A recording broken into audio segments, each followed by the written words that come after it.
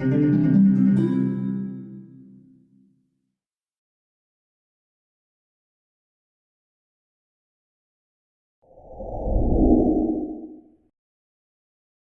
and welcome to my channel. My name is Lynn and today I'll be making a 3D box card. So I have already die cut the back panel, and what I'm going to do is I don't want it to be just plain white. I actually want it to feature this pattern paper. So I'm going to do a partial die cut just to get that back panel, and where you see the blue lines, those are where the score lines, the die will put in score lines for you. And that basically indicates the edge, the two side edges of your back panel. So you want to make sure to trim down your pattern paper so that it's just wide enough to cover both score lines as you see it here. And that way, if you need to conserve on your pattern paper, you can. This will just give you enough room to comfortably position your die. And I'm going to do the same with the two side flaps because I want to decorate the side flaps of the box as well from a different pattern paper. So again, just doing some partial die cutting and making sure to position my paper so that it's just past that same score line. And then we'll just trim this to fit onto our box. And the great thing about the 3D box die set is that between the dies that you have the this die here that is your box back panel and sides. I just like to reinforce the score lines because being that it's the base of the card, I want to make sure it's out of something heavy duty. So I've cut it out of 120-pound heavyweight cardstock. And even though the die does put in score lines for you, you definitely want to reinforce those score lines. And the nice thing about lining your base, if you've done it my way, where I've die cut it out of white paper first and then pattern paper separately, the nice thing about that is you can get a nice professional edge both on the front and the back, because normally when you fold this, one side of it is going to be is going to have that nice rounded edge that the die puts in, and the other side not so much. But this way, when you line it with a pattern paper, then you can have that professional edge on both the front and the back.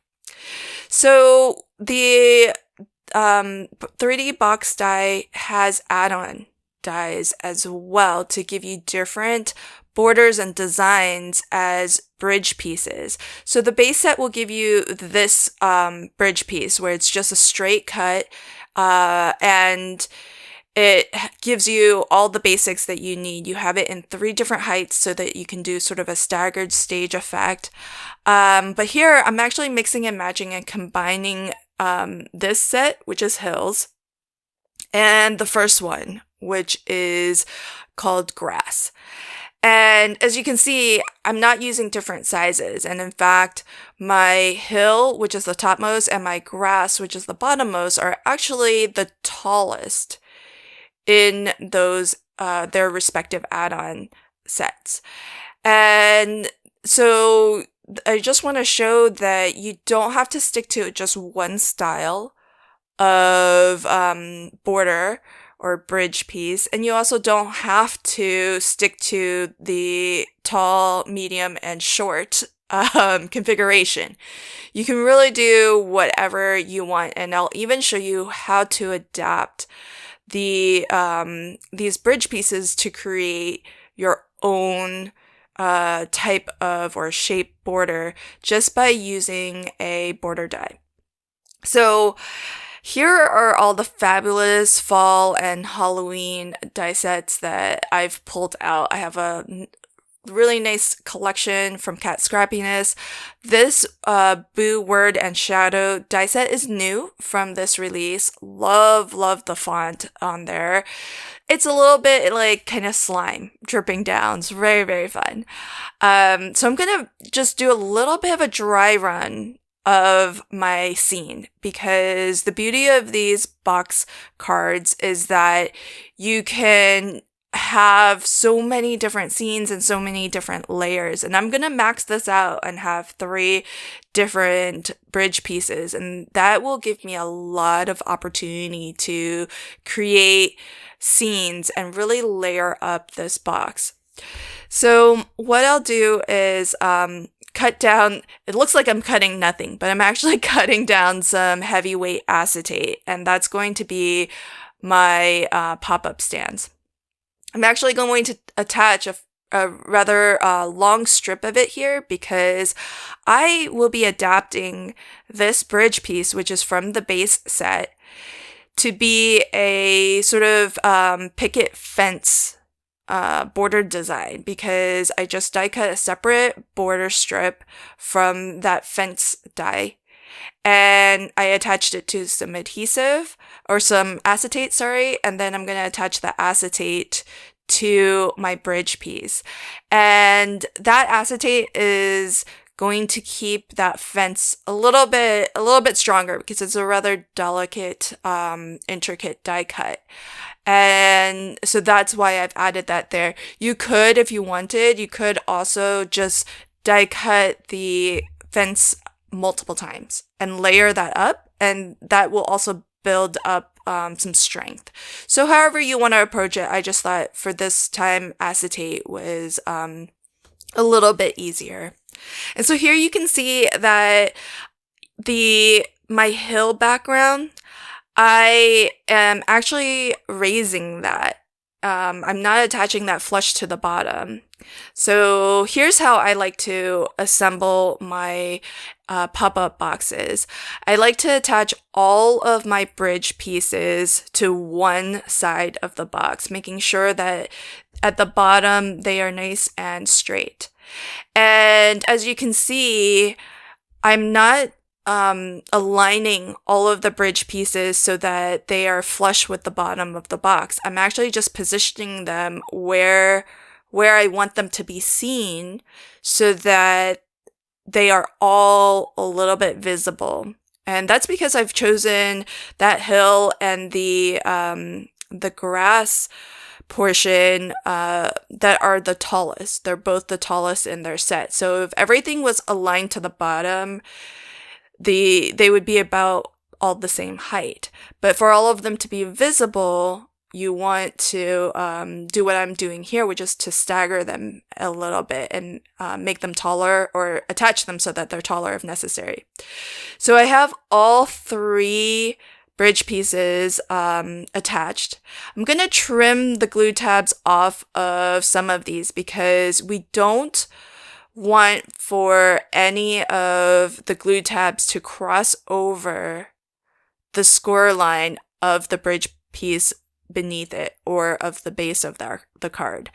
That will ensure that all of these tabs actually fit and attach cleanly and completely to the side flap. So once you have this all folded down nice and flat, you can just fold over the remaining side piece, because this 3D box is meant to be able to be folded and then put in the mail. So the best way I can think of to ensure that this will indeed fold down flat is to actually attach everything so that it's flat, just as you see it here. And that way you can, it's going to go back into that nice flat position. Sometimes when I've tried to attach 3D box cards like these in the air, while everything is sort of in the sort of its box form, I managed to somehow attach something a little crooked, or especially as you saw, I did need to do a little bit of trimming to get all of those glue tabs to really fit in precisely and not overlap each other. I wouldn't really know to do that unless I saw them all flat, the way that I had it positioned. So I just find for me that works best. But if you have a technique that works best for you, definitely stick with that if it's working for you. So one of the reasons why I wanted to use a taller bridge piece at the very front is because I knew that's where I wanted to put my sentiment. So, and I love that boo sentiment of just the dripping kind of slime. It's so much fun. But if I had used the shortest of the bridge pieces, I wouldn't be able to fully attach the sentiment onto that bridge piece. Part of it would be peeking up over the bridge piece, which is fine if that's the look that you want to go for, but that just wasn't the look I wanted to go for. So because the front of my box started off tall, that's why the bridge pieces behind it had to be positioned a little bit differently so that they would be visible. So I hope that this is a good example of just how you can really mix and match and create whatever works best for your scene. And there's even a third add-on set called waves. It didn't quite make sense to have waves in this particular scene, but trust me, if I could have thought of a way to make it work, I would have used it. But whether you're using the add-on sets or, as I've shown with the fence, adopting any of the bridge pieces to have a different border design, it just gives you a lot of opportunity to create some really fun scenes. So as I am composing my scenes, there's a couple of things to keep in mind. Sometimes I'm attaching items directly to my bridge piece. Most of the time, I'm actually attaching a bit of heavyweight acetate to my die cut, and then attaching the heavyweight acetate to the bridge piece. That way, especially since usually I die cut out of maybe a 65 pound weight color cardstock, if it's nice and something like tall and delicate like the tree, I often feel like I need for that to be reinforced, and the acetate will do a good job of that. And so especially with thinner cardstocks, that acetate can really help. But as I mentioned, you could always die cut your cardstock multiple times and layer it up. But the other reason to use acetate is also so that you can raise your die cut and extend the bottom of it so that you don't have to, so that more of your die cut is showing.